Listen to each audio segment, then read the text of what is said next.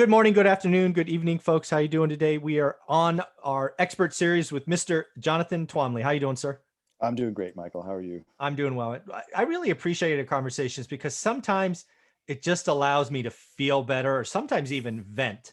So let me set the stage for an article I saw in the Sacramento Bee. This is very California specific, so I apologize for the other 49 states, but this is crazy. So as you know, probably in California, we have a housing affordability problem. We have some of the most expensive markets in the country.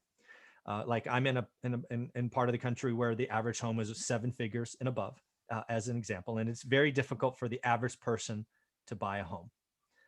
So I saw an article about a proposal from the California state legislature, I guess.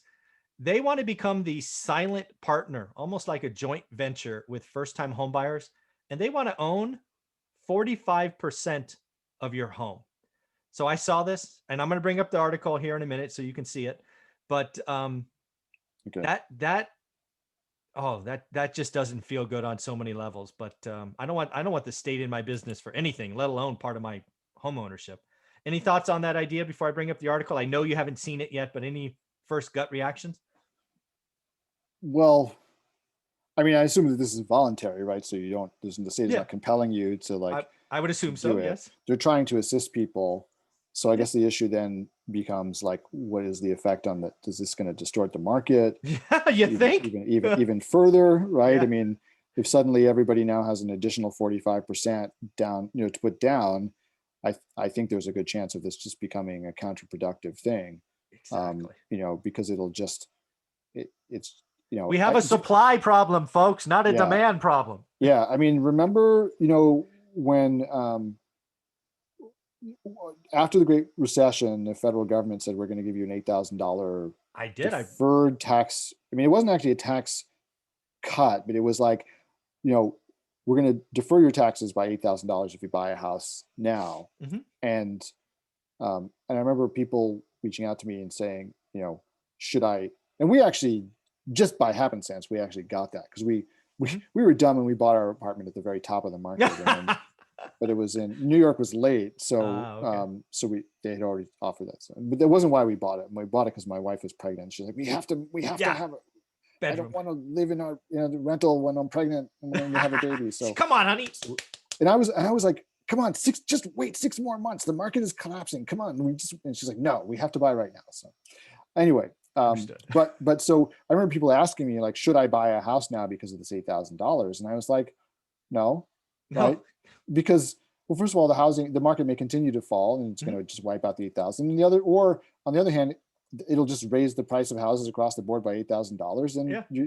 it's nothing, right? Yeah. So, like, buy a house because you want to buy a house and Yeah. it's the right time for you to buy a house, I'm so glad not you. because of this Yeah. $8,000 thing. Yeah. I'm so So glad you brought it up because the only flip I ever did while I was building our portfolio happened because of that. I wrote about it in my book. It was a total accident flip, but basically I locked up a foreclosure. This announcement comes out. It happened to be in the right part of town. And we made like $40,000 just because demand blipped, and it only blipped for like 6 months, and then it right, started crashing again. yeah. But yeah, it was crazy. So it definitely just impacts demand. Supply, if supply stays constant and you add, incentives or credits or whatever, prices just rise. So let me So, bring this up so we can oh, take I a was look going to at it. say, can I just make one more Yeah, point on please. this? I mean, I think that like the whole, what you have going on in a lot of these high price markets, and I think, and then I'm just going to say, I'm going to put a stake in the ground here. I know Mhm. you like putting stakes in the ground. Yes, I like it. It's fun. Like all you folks who live in red states who think that you have something special going on right now because the stuff doesn't happen, you're just 10 or 20 years behind. That's Yeah. all. And the reason, and this is the reason why. The reason is that you have a lot of land to build on still, Mm, right?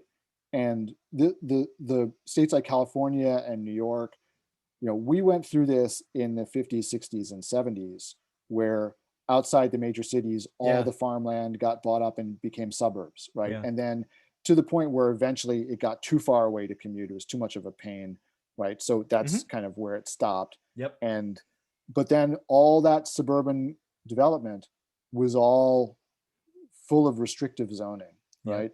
So it meant that because people were like, we don't want to live in the cities. The whole point is we're living in the cities. We want to preserve this kind of, suburban or exurban kind of feel. So we're going to have 1 acre zoning or 2 acre zoning or 5 acre zoning, right? And so that basically says, okay, we're going to basically develop for this generation of people and then say screw you to everybody who comes behind them. Yeah. And so you guys are all in the red states, just all repeating the same exact mistakes that the blue states did, 30 years 30, ago. 40 years ago. Yeah. Yeah. So It's interesting. So what happened in places like California and New York then is that the state legislatures cannot they can't do anything about the supply, which is what they really need to do, right? They need to address supply problem. They need to address the supply situation, but they can't because all of this restrictive zoning causes land prices to be too high. It also severely limits the amount of multifamily housing that can be built. It limits the amount of starter homes that can be built. It puts this big like vice on new supply in the market. So of course that means that prices are going to rise, and because of that, government, they're under pressure to do something about the cost of housing. So what do? They in New York, they went and they imposed rent control because they thought like, oh, we'll just control the rent, that'll help, right?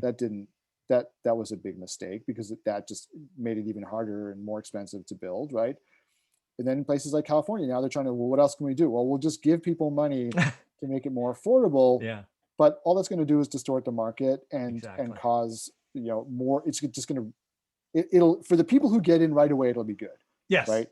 But for the people who delay at all. Yeah. 2, 3, even just 2 or 3 or 4 years down the line, the prices will just jump. So yeah. let me just go ahead. Yeah. So I'm just saying what needs to happen for us to solve this affordability problem is to make it easier to build. Yeah, absolutely. Right?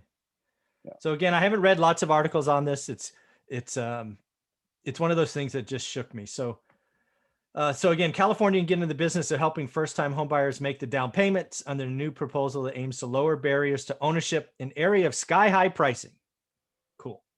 So the state would serve as a silent partner for first-time home owners in exchange for up to 45% ownership of your house. By their calculation, that means eyeing a $400 home, you could buy it at a more affordable price of $220, with the state picking up the $180K. I mean, talk about distortion. But not just that, but like, where is this money gonna come from? I mean, it's not like they're giving you, $4,500 towards the $10,000 down payment. That's what I thought you were talking about. Coming up with $180,000 out of a $400,000 purchase price. I mean, the only way that this is gonna I'm willing to bet you that this is gonna, if this were to happen, it's gonna like some extremely small program, right? That's gonna like just a few people will be able to take advantage of this because does California honestly have $180,000 to hand out to like several million home buyers? I mean, I don't know. This again, I haven't dug into this. It just came out the other day. It's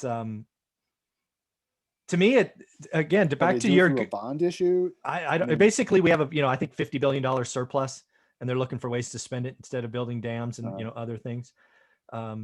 This could become. I mean, again, if they're your silent partner, this kind of idea could become self-funding if you play it out 5 or 10 years, right? Because if you're in here and then you sell, well, right.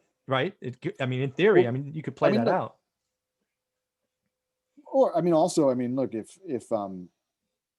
if they do this through a bond issue, right, then, and they're not footing the bill and they're paying the investors, current interest rates, which are like next to nothing. Yeah. And then, like, you're right, this could actually wind up being a situation where, I don't know how they would possibly finance this without it, other than through some kind of bond. Yeah. But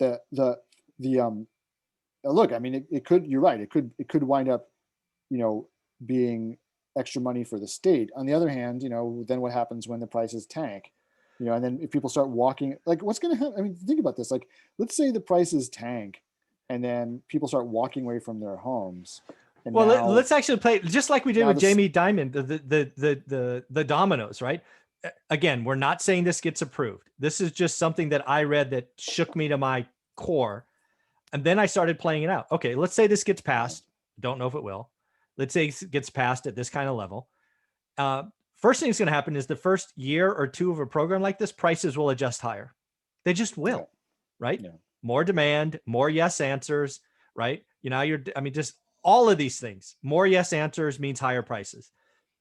Then 3, 4, 5, who knows? 8 years from now, we have another tech wreck and prices collapse for some reason.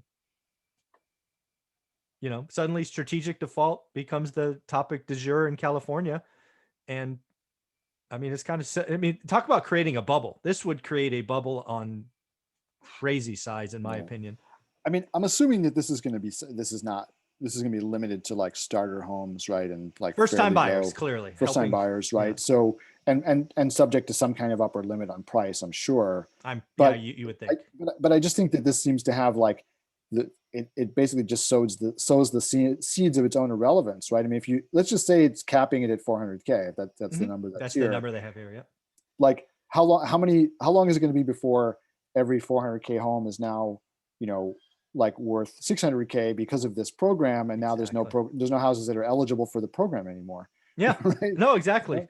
So, supply demand. It's a supply problem, not a demand problem. So it just seems that there are just too many politicians who like really don't understand economics at all, and and they just think that they can sort of like mandate stuff to happen, right? So and that's what we've suffered through in New York with rent control for forever. Actually, since World War II, right? It was supposed to be temporary. It was supposed to be temporary after World War II to deal with the housing crisis from all the soldiers returning home. Oh, interesting. And I didn't know that. Now it's almost 80 years later, and we still have it. It's only temporary, Jonathan. So, don't worry. Don't worry. Yeah, exactly. Oh man. Well, thank you for letting me vent a little bit. I don't think this goes anywhere. But, it's an interesting mental jump. I own some California housing, and all of my houses would go up probably 50 or 100 grand if this happened, because I invest in a market where a 400K home is not unreasonable. So it's it could be good for you on one hand, but it'd make it a lot harder for you to buy new homes on the other hand. Yeah, good news is I have a few, so it's okay. Yeah. All right, Jonathan, thank you very much for your time. How can people follow you? You're welcome. Well, one great place is to join my Facebook community, which is called the Multifamily Investment Community. You can join 11,000 other multifamily investors there to talk about all kinds of multifamily investing stuff. Yeah, and folks, join that group. I'm a member. Jonathan puts out a lot of thought-provoking topics that I interact with several times a week. And if you are looking to kind of get more involved and figure out how you can invest with me, if you're qualified, you can go to my website, and the easiest place to find that is just by Googling Two Bridges Asset Management, and it'll pop right up. Very good. Go check it out. Two Bridges Asset Management is the place to be. Go check it out. Thanks, Jonathan. Absolutely. Thank you.